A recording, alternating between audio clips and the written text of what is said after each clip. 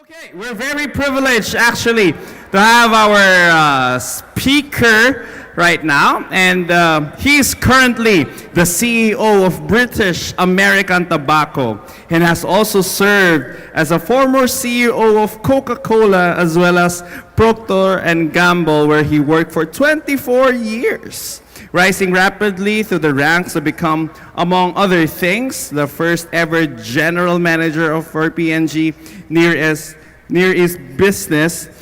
Then he is an active CEO who is also constantly training others on how to achieve massive success. He's a coach of the Filipino Olympic team, track and field. Yun lang naman. And he also conducts a lot of seminars and training for world-leading corporations including P&G, Coca-Cola, HP, Nestle, Microsoft, GE, HSBC, and many other global organizations. Let's give a big hand to James Michael Lafferty. Thank you. Yeah, thank you. Thank you. Thank you, everyone, and good afternoon.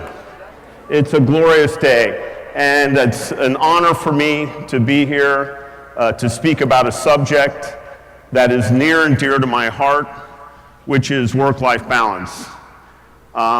It's been a journey for me as well. You know, many people ask me, how do you do it? How do you keep your family together? How do you stay physically fit? How do you do your job? And I always tell them it was a long journey. There have been many times in my life when I thought I was a bad husband, when I thought I was a bad father, and wasn't giving my children enough time, when I didn't take care of my health, and when I didn't give enough investment to God, to Jesus Christ, and to my spirituality. And so it took me a long time, probably 20 years. And what we'll talk about today is the strategies that I learned through trial and error to become more balanced in my life and in my work. And hopefully what I'll do is save you time, so you don't make all of the bad mistakes that I made. So without further ado, let's get started on this topic of work-life effectiveness. Now I want to start with a quiz. Now don't worry, I'm not going to call on anyone. There's way too many people here. But this is a 5-point scale. A 1 to 5. A 3, if you raise your hand, I'm going to ask you to raise hands. A 3 means my life and work balance is okay. It's just so-so. A 4 means it's pretty good. A 2 means I'm struggling. A 1 means I'm about ready to fall apart. And a 5 means, what's work? I don't even know what work is. Life is perfect. So, let's start. Just raise your hands because I want to get a feel for the room. How many people in this room are a 3? Hands up. Okay, thank you. How many 2s? Okay, thank you. How many 4s? Very good. How many 1s? Okay, how many 5s? Okay, this is a very normal group of people.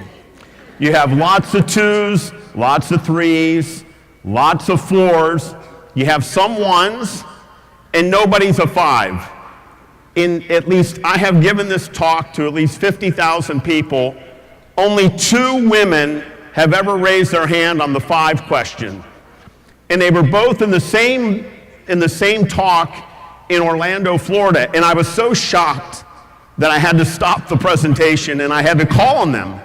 And I said, excuse me, ma'am, would you both, and they were sitting next to each other, and they both put their arms up and said, I'm a 5. And I stopped everything, and I said, excuse me, ma'am, please stand up. They stand up, and I said, how can you be a 5? Nobody I've ever met is a 5. And they both said, oh, we're retiring on Monday. So I was thinking there might be one here, but again, there was not one 5 in the room. What is interesting is this shows that the interesting thing is that even though it's a 5-point scale, the difference between a 2 and a 4 is huge. So you can go into a company where people they work for the same organization, they work for the same boss, they often have similar family situations, and you have people raising a 4 and people raising a 2 or a 1. What does it show? This is personal. Nobody can dictate how you feel about your work-life balance to someone else. Whenever I have a young manager working for me telling someone, you shouldn't have a work-life balance issue problem, you go home every day at X, I always try to stop them and say, you can't dictate your values on work-life balance to someone else. What is happiness to one person is complete unhappiness to another person. This is a personal subject. Now, if you look at it, next slide, please. Okay, click it a couple of times. Okay, what we're going to do here, it's just an hour, is get you on a journey to improving work-life balance.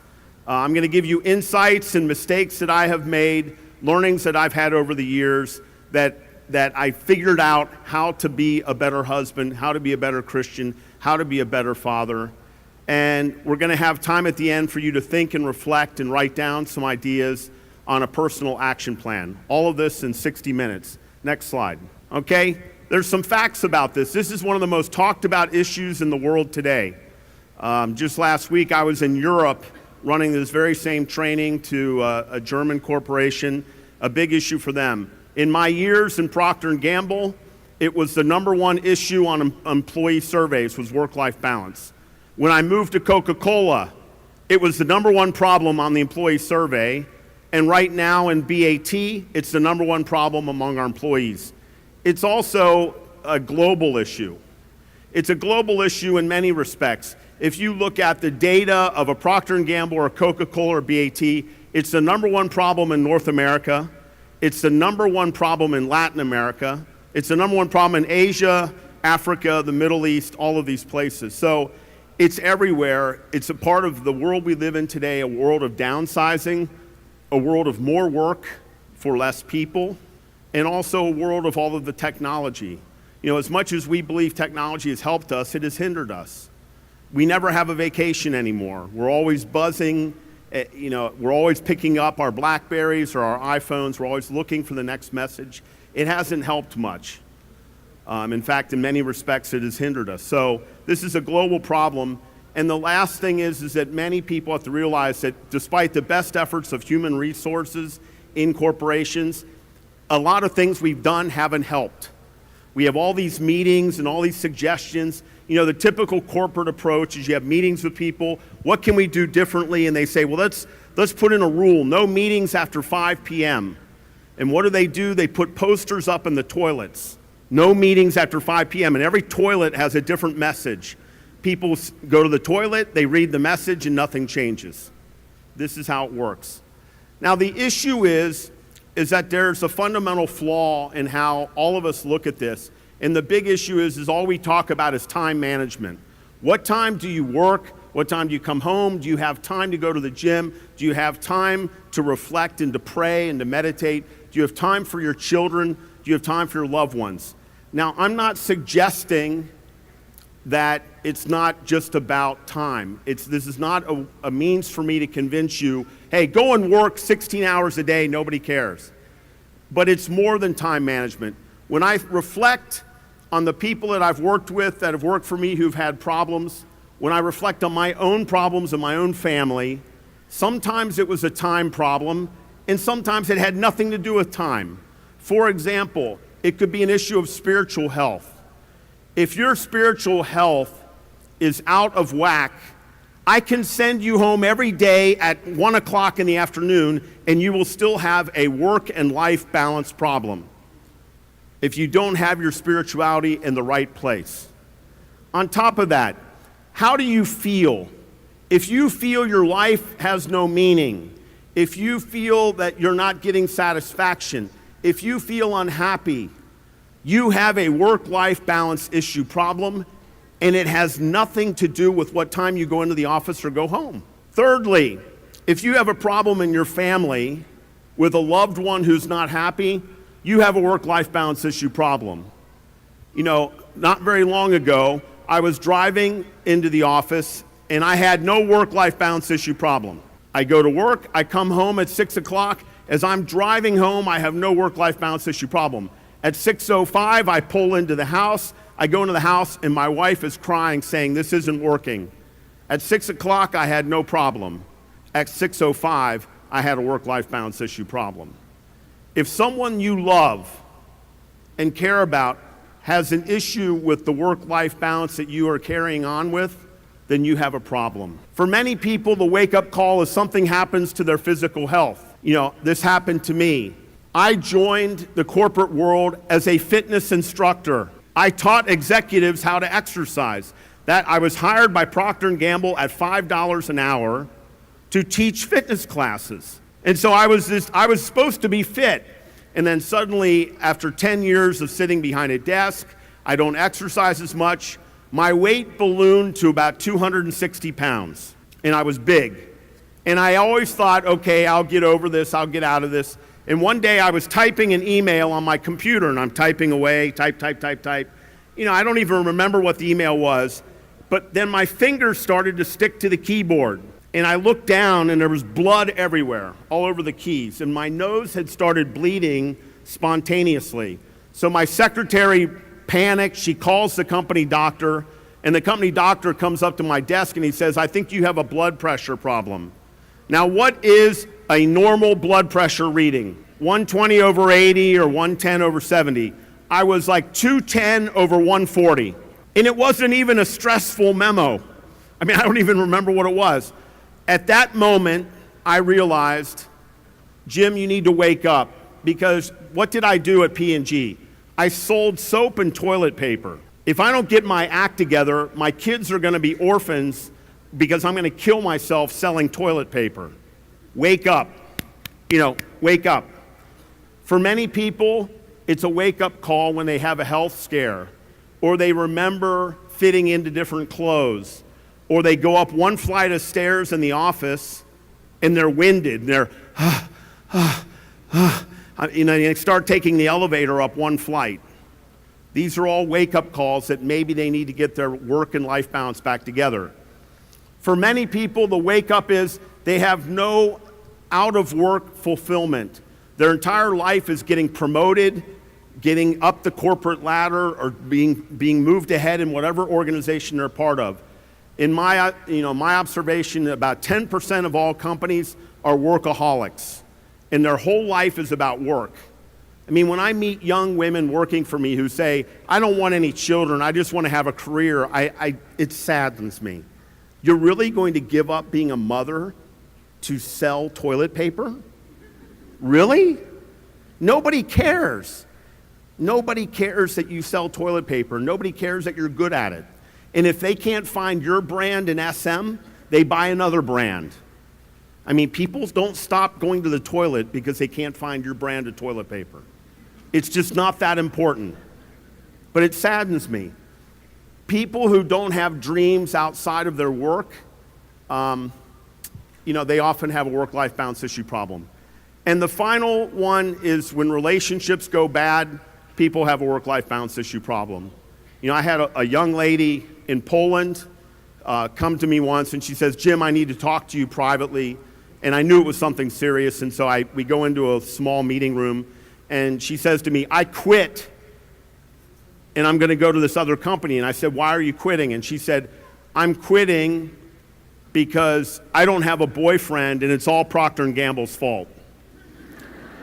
And, her point was she spent a lot of time in the office. Now, her issues were more complicated than that, but I was very diplomatic, and I never said anything. But I was always sitting there thinking, I am a businessman with P&G, but I'm also a man, and I could tell you why you don't have a boyfriend, and it has nothing to do with P&G, but, I let that go.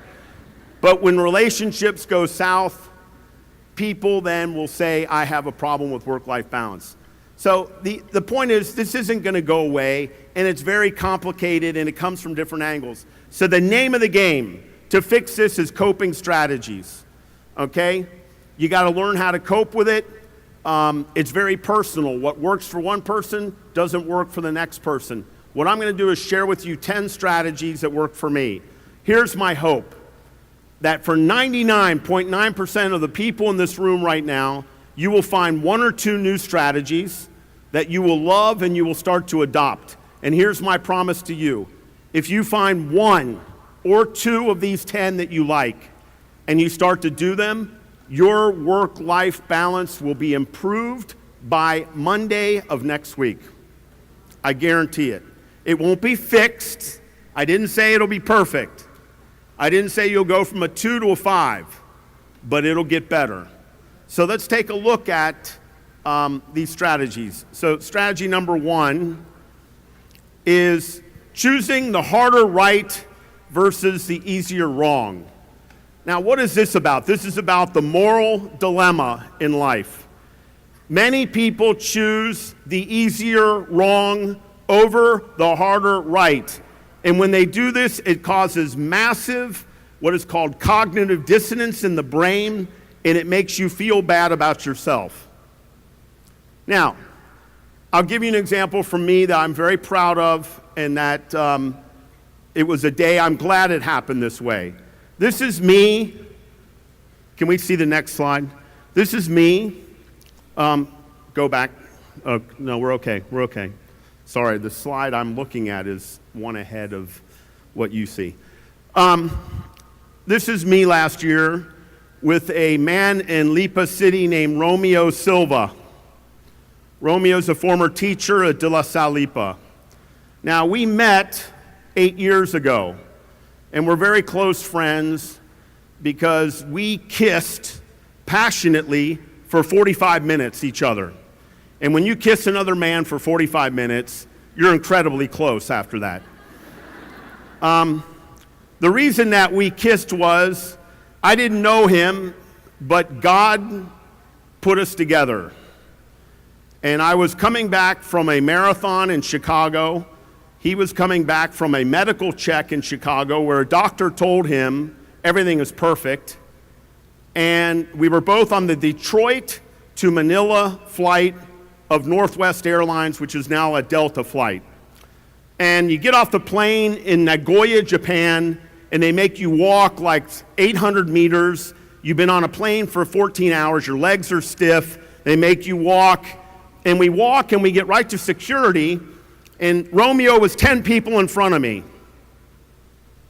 And suddenly I hear someone screaming, "Tai, no, no!" And I look, and there is Romeo's son lowering him to the ground, and he was basically having a heart attack. Now, I ran right up to him, and it was probably later on the testimony I gave the Japanese authorities was I had started CPR on him within 20 seconds of death. He was dead. When I met Romeo Silva, he was dead. And I ripped open his shirt and felt for his pulse, nothing. So we started CPR, and that's when the big kissing comes in. I've always told the Red Cross, it's a shame they don't really tell you what it's like. Because if they tell you what it's really like, you won't do CPR. Because the first thing is you have to compress a human's chest about this far. It's not like it is, every time I see it on TV, I start laughing because I've done it 3 times. It's much different than that. It's hard work. You're over these people pounding on their chest. You're dropping their chest this far. And when they're 74 years old and the cartilage is hard, all you hear is ribs cracking. Now, I heard them breaking like sticks. You're and you have to decide, do I want them to live or do I care about broken ribs? So you break the ribs. I mean, this is life and death. You don't worry about a rib. A rib can heal. A dead person is dead. The second thing that happens is that, you always have dreams in life. If I'm going to give CPR, I hope that it's like I'm standing in line and Angel Loxine falls down dead in front of me and I have to kiss her for 45 minutes. But it never works like that. It's not Sarah Geronimo. It's not Angel Loxine. The people who die in front of you are 74-year-old men with false teeth. And when you go mouth to mouth, the false teeth go from his mouth to your mouth. And then you take them out and you hand them to the sun. And you go back and kiss again. The third thing that can happen is the There's a muscle inside your colon called the sphincter. The sphincter keeps things in. When you die, it can release. And so I was kneeling in, human waste, doing all of this. Now, you do this for 45 minutes. I get them back breathing again, but it's very shallow, and the CPR people tell you, okay, once they're breathing, turn them on their side so they don't choke on their tongue or anything. I roll him on his side, he dies again. So trust me, if I ever do this again, I'm not rolling anyone on their side. So I roll him back onto his back, we start to CPR again, we get him breathing, this time much more stronger, but he's in a coma, he's not conscious, he's in a coma. And by then, finally the Japanese life squad comes. You would think in Japan it would be incredibly well organized. It was a complete mess. They tried to hand me one of those defib units, the shock units. So these two ladies bring it to me and hand it to me. I said, you know how to use it? They said, no. And they hand me the instruction book, which is, of course, only in Japanese. And so I said, I'll just go back and keep doing the mouth-to-mouth and the chest compressions.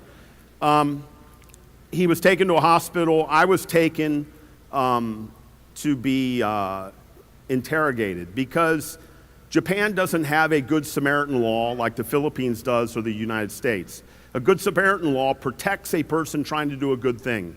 And that explains a lot of what happened, because if you look at the video footage, 10,000 human beings walked by a dead man and did nothing. In fact, I remember a scene of what you can teach a child. If we can go to the next slide. This is from the Philippine Business Inquirer. There's a quote I had. If I had left, what kind of message would I give my children who always hear me say that we should do the right thing? I've told my kids their whole life, you help people when they need you. So here a man dies in front of me, I know what to do. I'm going to stay. And I'll never forget a scene. In 45 minutes, there was one, we were right at security. People were stepping over his legs, going through security. Nobody did anything. Nobody did anything. Nothing. And I never forget it. I looked up, and there was like a 5-year-old little blonde girl. And she says to her daddy, she's holding her daddy's hand, the most important man in her life. And she says, Daddy, let's help. And he said, no, honey, we have to make our plane. And I will always remember that. She learned an incredible lesson from the most important man in her life that day. Don't help somebody unless it's convenient for you.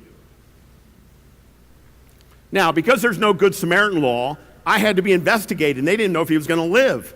So the Japanese authorities took me into a room, and they say, are you certified? And I said, well, I was, but it's expired, and all this stuff. They held me for a while, and then when it was confirmed he was stabilized, they released me. I got onto the flight. They held the flight. We flew back to Manila, and then later, Northwest Airlines brought us together. We meet. I've met with him many times. This was on my birthday. I go for his birthday, and we're very close friends. I thought I was going to go to jail because the reason nobody helped me in Japan was they knew if we get involved, we're legally liable. Okay, I didn't know that, but it doesn't matter. I'm not going to let a man die in front of me. And we're going to try. And thank you. The key is, the easier wrong is just to walk by and let somebody else do it. How are you going to feel at night when you think about it? The harder right is to stop and help. And this is true in decisions we make every day. The easier wrong is to take a bribe. The harder right is to say no. I tell all my students at UP, I guarantee it with 100% certainty, you will be offered a bribe in your career. Now we're going to find out what your principles are. When nobody's offering you a bribe, everybody says, I'm honest. We'll find out your honesty when the money's on the table. Then we'll find out what we got. And I tell them the story of what I'm ashamed of. I'm ashamed as a human being. I was offered in Nigeria a $7 million bribe in Coca-Cola. It took me 24 hours to say no because I admit it, I thought about it.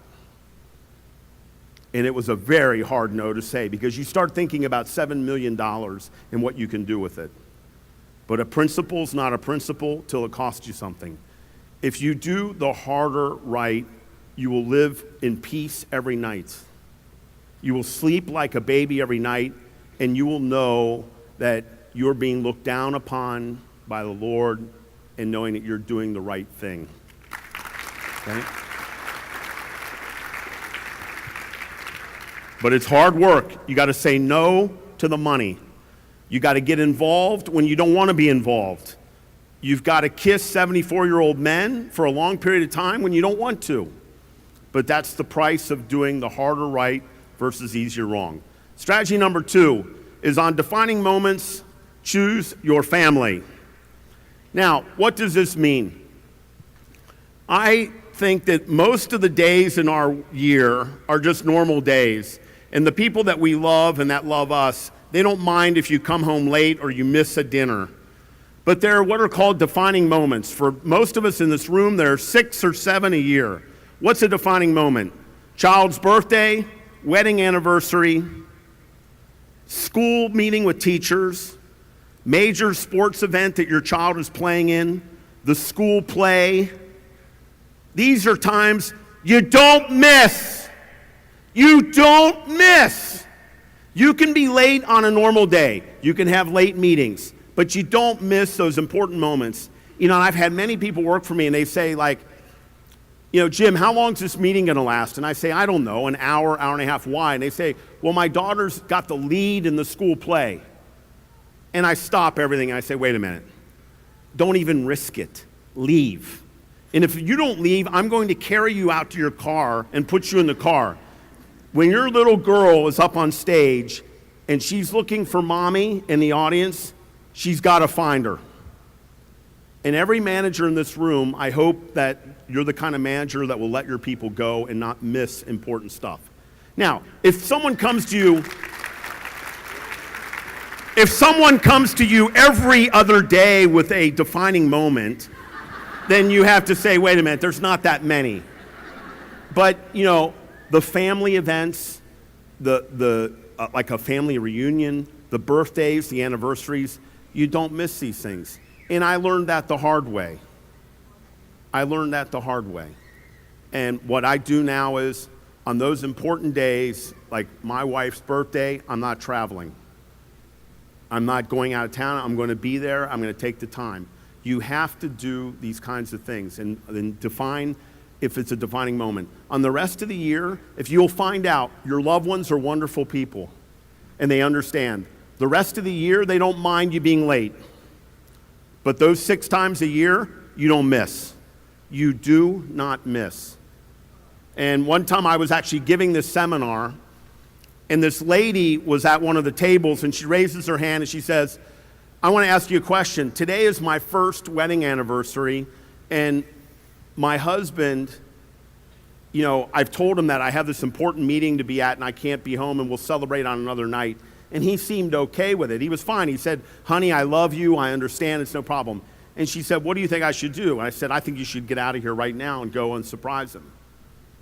I said, it's your first wedding anniversary. You only get one first wedding anniversary. I mean, you don't get a second one in life. And so she asked her boss, and he said, go ahead and go. And she picked up her stuff and she left.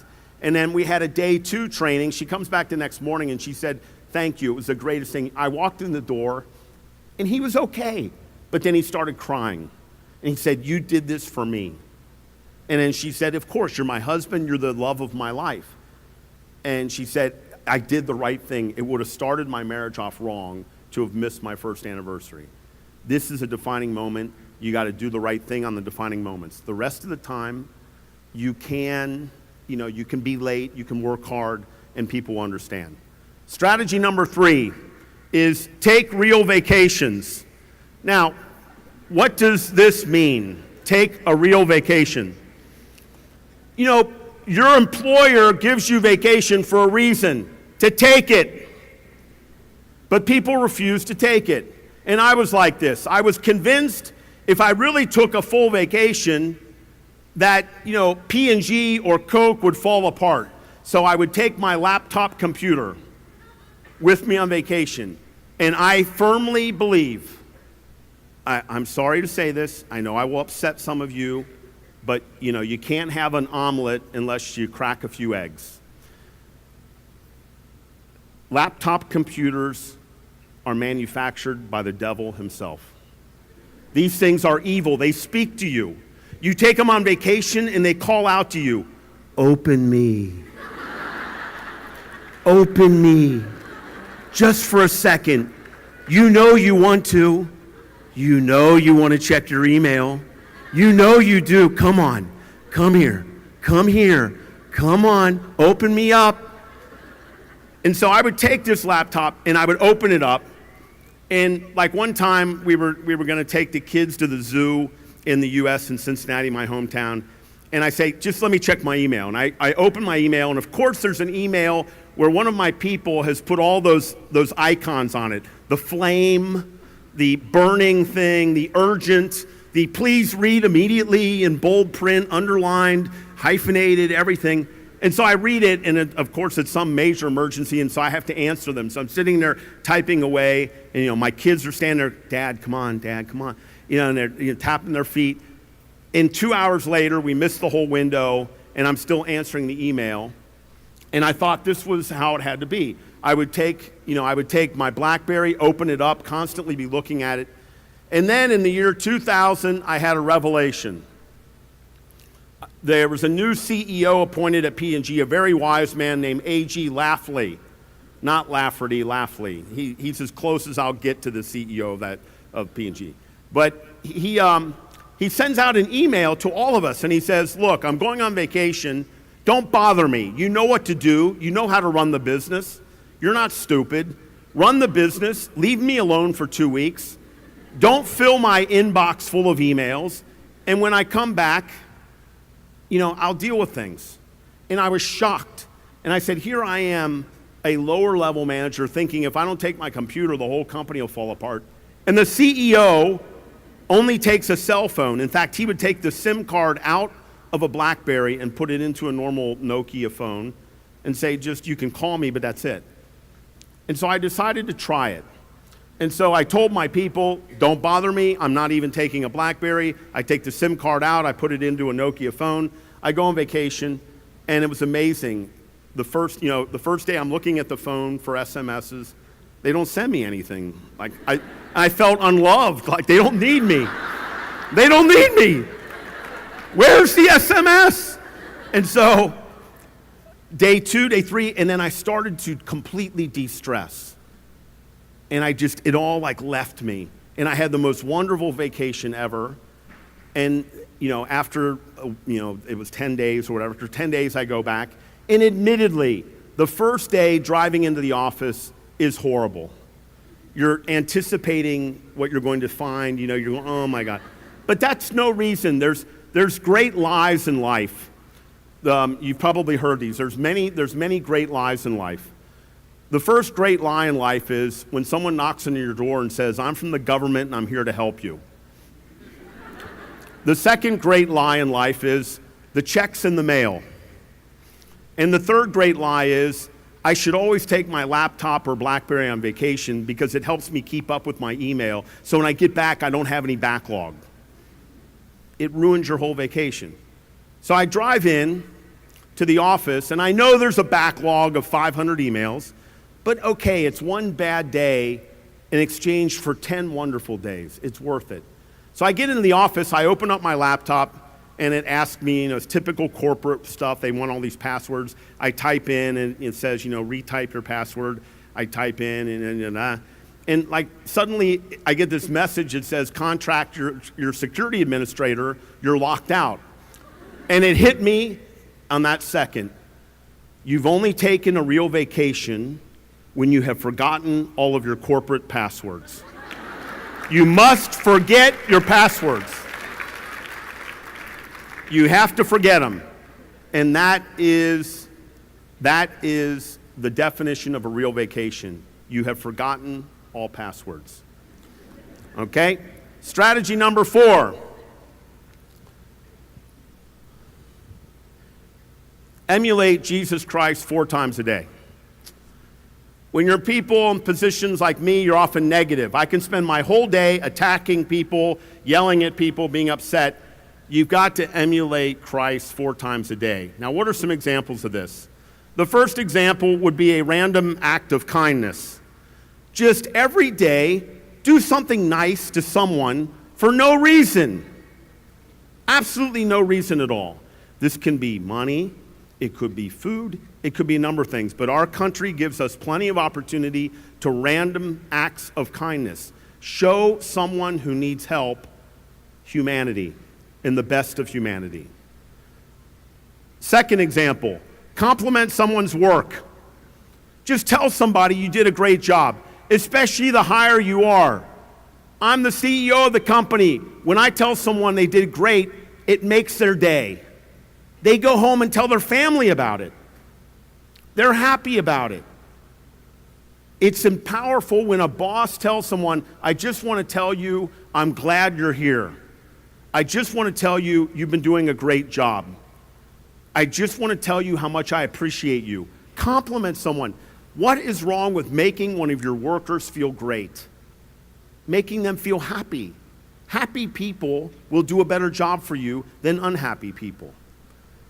Third thing that you can do, reach out to an old friend or someone in your family, especially an elderly person.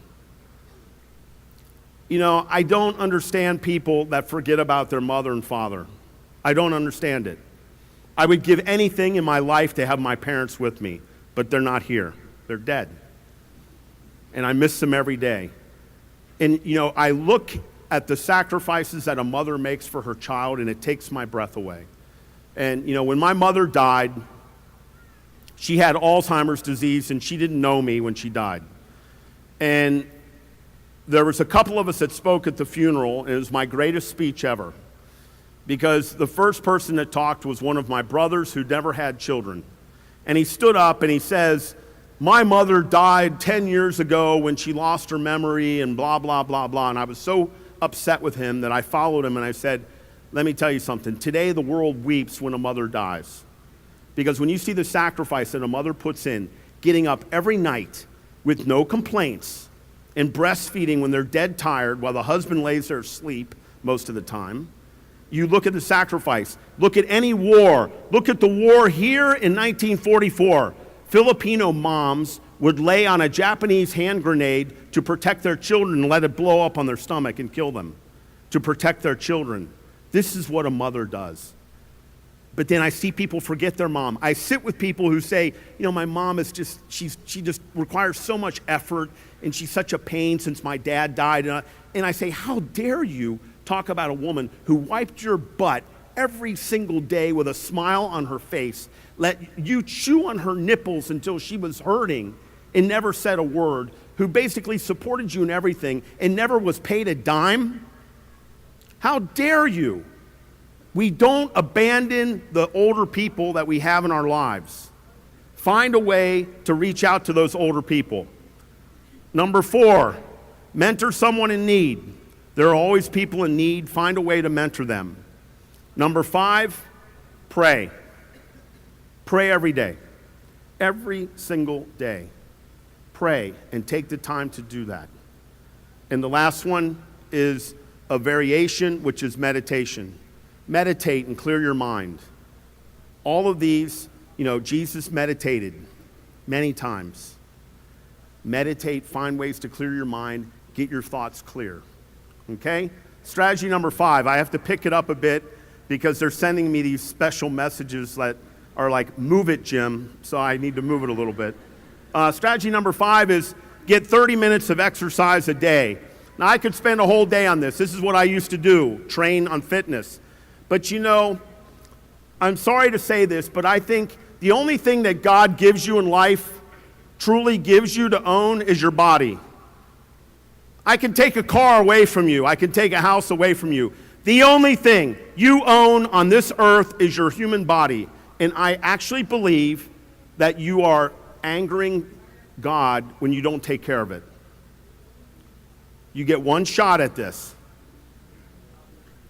Take care of what God has given you, that body, that amazing body that does so many things. Now, 30 minutes of exercise a day is easy to do. We could talk about things like cardiovascular and, and weight training and all that. It's very simple. There are two reasons why people say they don't exercise. The first reason they say is, I don't have enough time. That's ridiculous. And I'll explain why. I'm asking for 30 minutes. You can find 30 minutes in the day. Excuse number two is, I don't know what to do. Okay, if that's the case, send me an email, go to jamesmichaellafferty.com and say, please help me. I will send you a program for free that will get you exercise in 30 minutes. So the excuse of no time, baloney. More people spend more than 30 minutes a day on Facebook. Cut down the Facebook and work out. Second excuse, I don't know what to do, then I'll help you. All excuses gone. Take care of your body, you'll feel better, and this will help in your balance. Okay? Strategy number 6, leveraging technology and being smart about it. Technology is a double-edged sword, means it cuts both ways. It cuts to the left, it cuts to the right. Now, there's positives on technology. I have found many times being able to be linked directly to the office, being able to handle emails, use a BlackBerry or an iPhone, it's wonderful. It helps you be more efficient. I can sit on an airplane on the runway and clear my email. That's pretty good multitasking. But there's a downside of it, and I see this especially among the younger folks in this audience. Microsoft did a study, and I want you to remember the number 16. They did a study on when you're interrupted by a device, how long does it take you to get back on task? So let's say you're at work working on a project, and suddenly your phone buzzes, and you pick it up to check who SMS'd you. How long does it take you to get all the way back to where you were? 16 minutes. And I have so many young people today, they come to me, they say, Jim, how are you so efficient? I say, because I don't have all this buzzing stuff you have. I go by your desk and so all these songs. Stop! One time, in P&G, they said, why don't you use the P&G Messenger? And I said, I have two phones. I have a desk phone, a cell phone. I have email. I have SMS. How many ways do you need to talk to me? So I decide one day to turn it on. I turn it on. Within 5 seconds, it goes boom, and this guy says, Jim, are you there? And I went, oh my. And I called our IT people. I said, disable this thing. I never want another messenger thing on my computer again. All my phones are on silent. You call me now, nothing will ring. They never ring. I miss every call. But then I look and I call people back.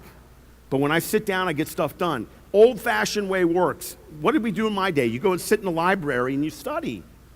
Now everything's buzzing. You guys, the younger folks, you can't stay focused and it's killing you. Multitasking is a myth. It's a myth. It means doing 5 things halfway. Focus, focus, focus. Okay? Strategy number 7. Develop a list of 100 things to do before you die and then go for it. Now, many people will say to you, you should have a personal mission. And I don't believe that. Most people's personal missions, they don't say anything. They say, I want to live a fulfilling life.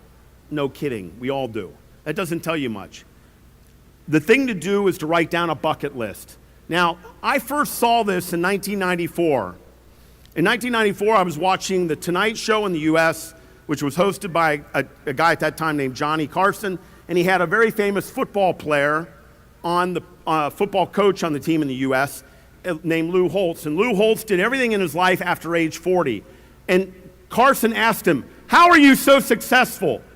And Lou Holtz said, I did a list of 100 things to do before I die, and I do 2 a year. And that really hit me. So I sat down to write a list, and it was terrible. I was in my 20s, and I couldn't develop a list of more than 30 things. You put down fly an airplane, climb Mount Everest, do all these. And then suddenly at 25 or 30, you're done. But then it became fun because I looked at the world around me, and I said, what are things I want to do? And it changed everything. and it changed my whole perspective on life. So one of the things I put down, if we go to the next slide, is I always said I wanted to coach or be in the Olympics. And so I had a chance here in the Philippines to become the Olympic coach of the track and field team. And this is me with Maristela Torres after she won a gold medal recently in Hong Kong. And if we go to the next slides, there's been a lot of talk on this about how I basically am funding some of our Olympic athletes because these people work very hard for our country and they don't get any really enough support. And you can't expect taxpayers to do more. We need private people to step up and help. And it has been a wonderful joy to help Maristela and help other athletes pursue their goal.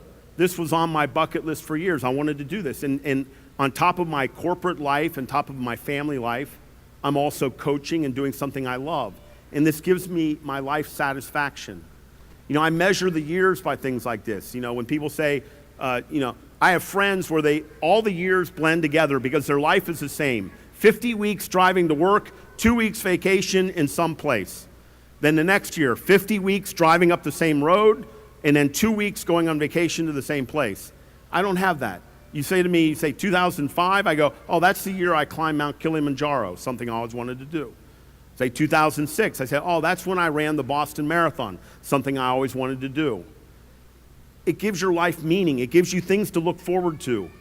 It's your list. And trust me, it will take a long time to fill out 100 things. It will take you 6 months. Only once in life did I ever see anybody fill it out quick and they cheated. I had a young guy in Geneva, Switzerland. By the end of the training, he said, I've already done 100. And I said, show me. And he gave me the list, and it was a list of 100 girls he wanted to date. And I said, that's cheating. You can put down, I want to date 100 girls as one item, but you don't break them down. Because, for example, I have visit 100 countries on the list, but I don't have 100 countries itemized. So he was cheating, so I didn't let that one count. Okay, moving along, strategy number 8. Define 5 roles in your life and make choices. These are called the 5-fingered roles. Now, here is a fact. Sociological research will show you the average person in this room has 21 roles. What's a role? Let's say you're a young lady in the room. Role 1, daughter. Role 2, sister. Role 3, aunt. Role 4, cousin. Role 5, executive or worker in this company. Role 6, student. Role 7, whatever. Okay, add them up. It doesn't matter to me whether you have 28 or 15. Here's what matters. You can only do 5 well. They're called the 5-fingered roles. The more you understand this, the more you take control of your life. What are the 5 roles that you're going to do perfectly well? Because whether you decide, if you don't decide, life is going to decide for you. So let's take me as an example. If I go back X number of years, you know, I had a number of roles. I had business executive. It's okay. I had husband, important. I had father, important. I had son, important. Okay, I was also playing golf a couple of days a week, was a 7 handicap golfer. I had personal fitness. You know, I had all these things on the list, and it wasn't working. It wasn't working.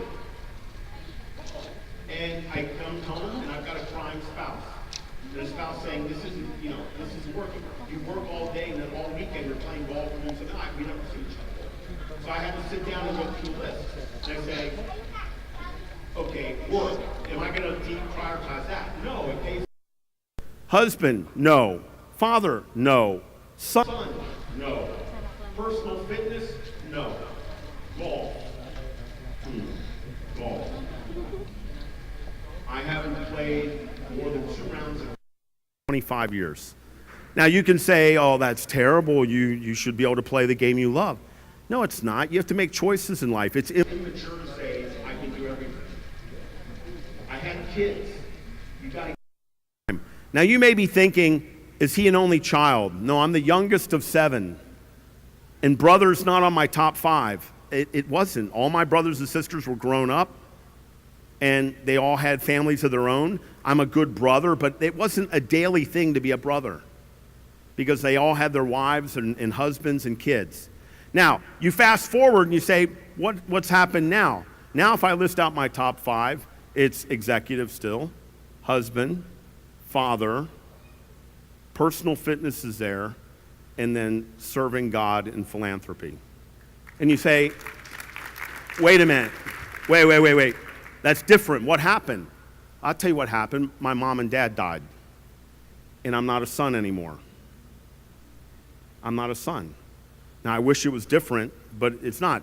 This is what happens to you in life. From the minute you're a student and you get a job, you change roles. Student drops off the top 5, and executive drops on the top 5.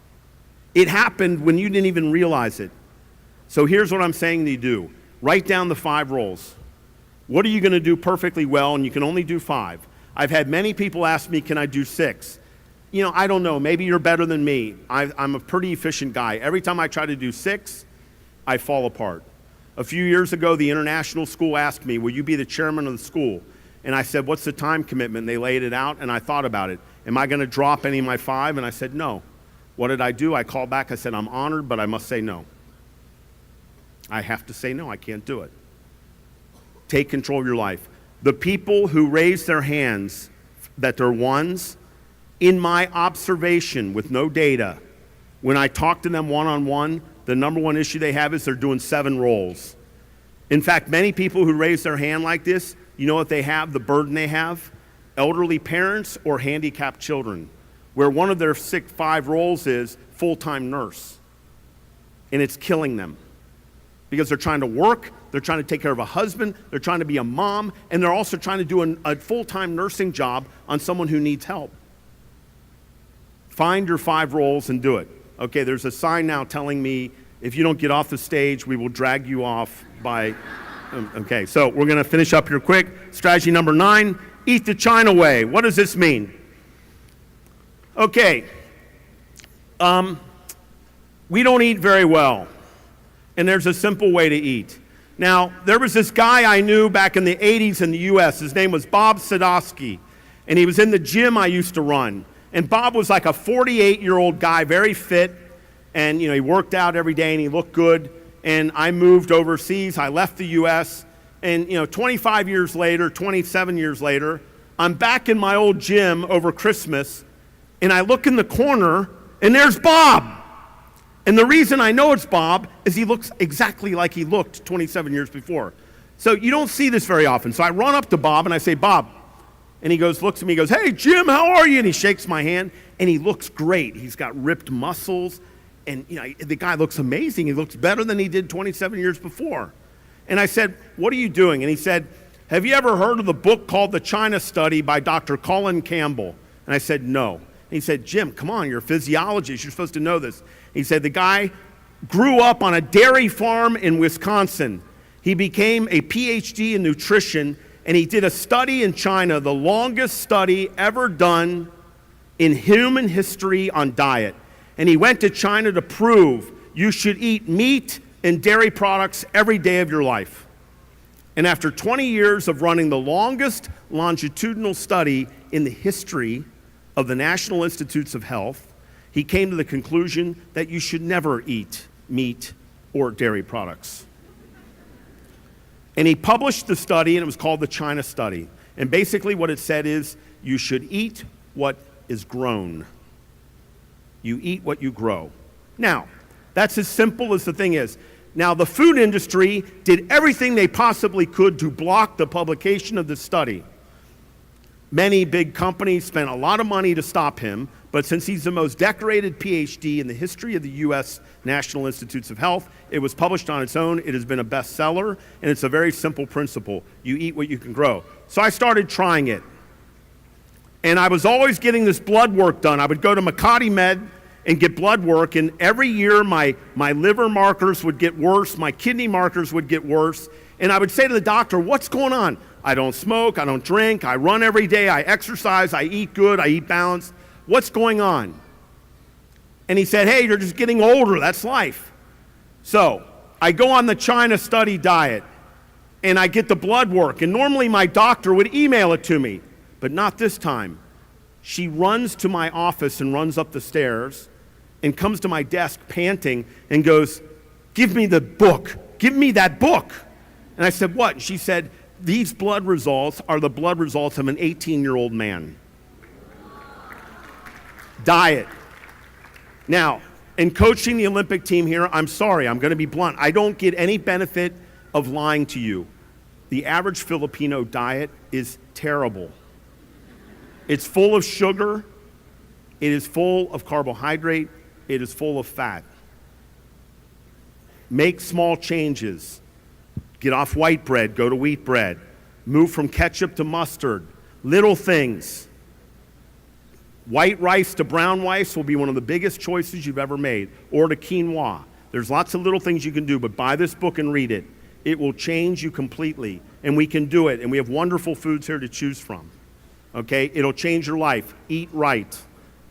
The final strategy is give back to mankind. I want you to give back to mankind because it makes you understand how blessed you are. If you are sitting in this audience, you are incredibly blessed.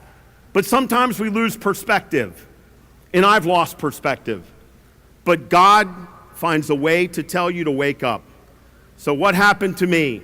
In 2007, I had my life all planned out. We're down to the last 2 minutes. Please put the gun down. Gun down. Last 2 minutes. So, I've got my life planned out. I know what I'm going to be doing. I'm done having children. I'm done with all this.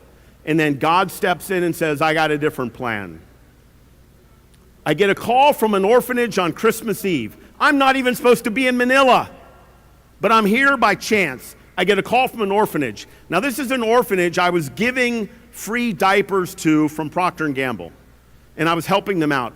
And they call me and they go, oh, Mr. Lafferty, thank God we found you. Oh, you're here, thank God. And I thought they needed diapers. So I said, do you need some diapers? And they said, no. We found a baby in a garbage can in Antipolo. We have no staff. All the staff has gone to the provinces. There's nobody here to take care of a 3-week-old baby. Will you please take this baby for the next couple of weeks and bring him back after New Year's? Now, what am I going to say? What kind of a man am I? Of course I'm going to take the baby.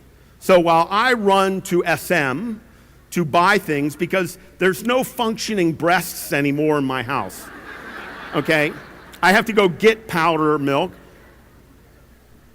My wife goes to pick up this little baby boy who is sick as can be, malnourished and sick, and we spend all of Christmas taking him to different doctors and trying to get him better and get him fixed up. After New Year's comes, we take him back.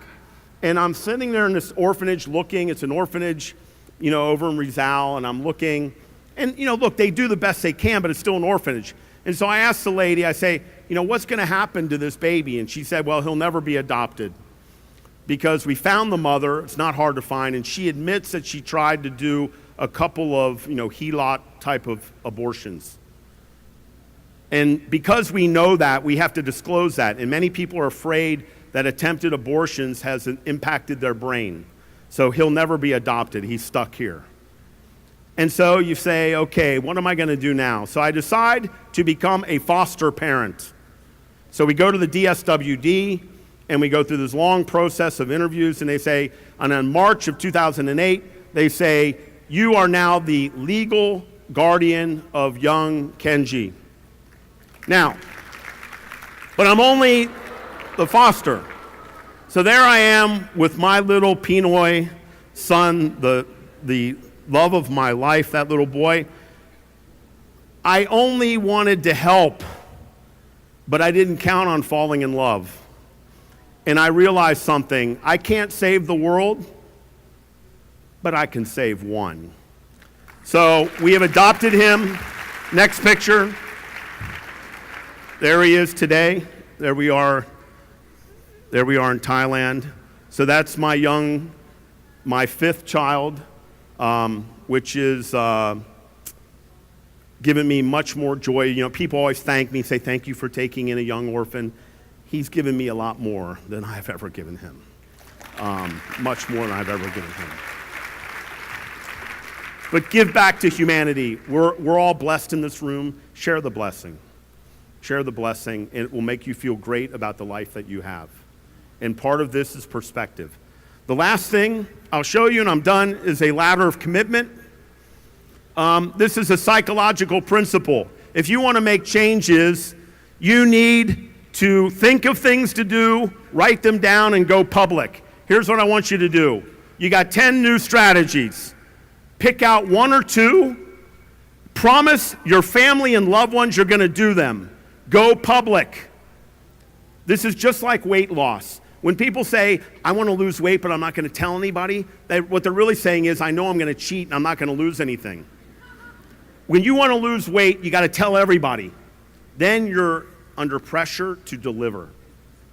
You think of one or two strategies, write them down, tell your family you're going to do this, and I guarantee you by Monday, you will have improvements in your work-life balance. God bless you all. Thank you very much.